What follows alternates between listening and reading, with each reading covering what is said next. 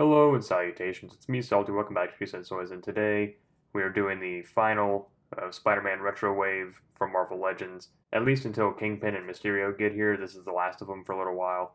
But looking at it, we get the retro card back, Green Goblin over here. We get a Norman Osborn head sculpt, a pumpkin grenade, this little glider, and Green Goblin. On the back we get the same animation, a little bit of a read-up, the head swapping feature, who else is available. All that out of the way, I'm going to cut him off the bubble, we'll look at him more in detail, and we'll do a comparison to the other Green Goblin that I have. The extra head that we get with Green Goblin is the Norman Osborn head, which the original Green Goblin did come with one. I seem to have misplaced mine. I'm not sure what happened to it.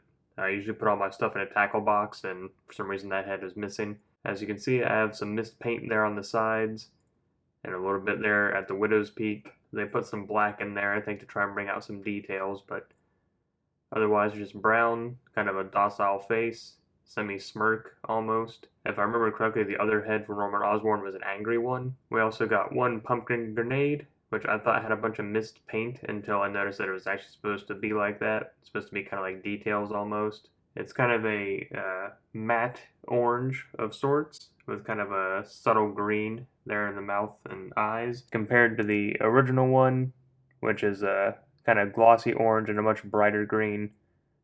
Same sculpt, just different paint applications. And the new glider is in this kind of cobalt blue, which is the same sculpt as the original glider, which I'd hope that they'd improve to maybe put some foot pegs on here, because my Green Goblin, if I put him on a flight stand, his glider tended to go and kind of hang on the fronts of his feet. But looking at the original, you see that it's just a color difference. That's it. The original was this kind of silver color.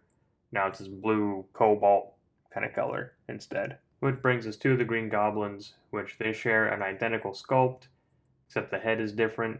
Head is new, and we have a kind of a coif on this one, and the paint is different, where he has kind of a crew neck and this is kind of a V-neck. So that's kind of a difference in application, not just color.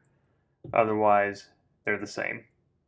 Right down to the belt, right down to the satchel, even the wrinkles on the gloves and the boots are the same. Gotta admit though, I like the face on this one a lot better than this one. I don't know, this one's a lot more menacing to me. This will probably still be my default Green Goblin on the shelf, I'm not gonna lie to you. Which, people have talked about it ad nauseum. The pupils are way too big, I think they call it Crackhead Goblin or something now. So, I may do something with it, I may not.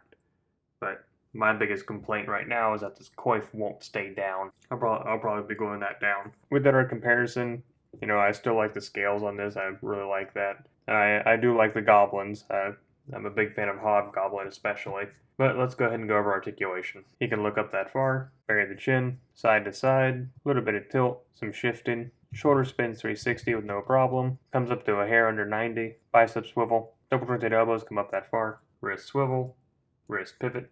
Leans forward that far, leans back that far, swivel at the waist, kicks forward to a hair over 90, kicks back about that far, kicks out to about a 45, thigh swivel, double jointed knees come up that far, boot swivel, ankle goes back, forward, and ankle rocker. Pumpkin grenade fits in the hand just fine. The feet fit in the glider just fine. They feel a little bit more snug than the last one, but I've also kind of forced them onto the feet. It's actually staying put, which is nice. That's what it looks like with the Norman Osborn head sculpt on, which actually doesn't look too bad.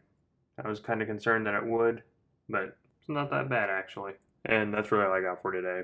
It's finished up the Spider-Man Retro Wave so far. I'm still waiting on Kingpin and Mysterio to show up. So when they show up, I'll film reviews of those as well. I gotta admit, I still like the older Green Goblin better. This one's not bad, especially if you missed out on the first one. I just like the head better, and I like the more muted color scheme. I understand this is the animated one, but preferences are preferences. If you like the video, then I ask that you like, comment, share, and subscribe. And let me know down below who your favorite Spider-Man villain is. I think his Rogues Gallery is as impressive as Batman's, honestly. He's got a wide variety, and I think they're, by and large, pretty spectacular. I thank you for stopping by today. And until next time, I'm Salty, signing off.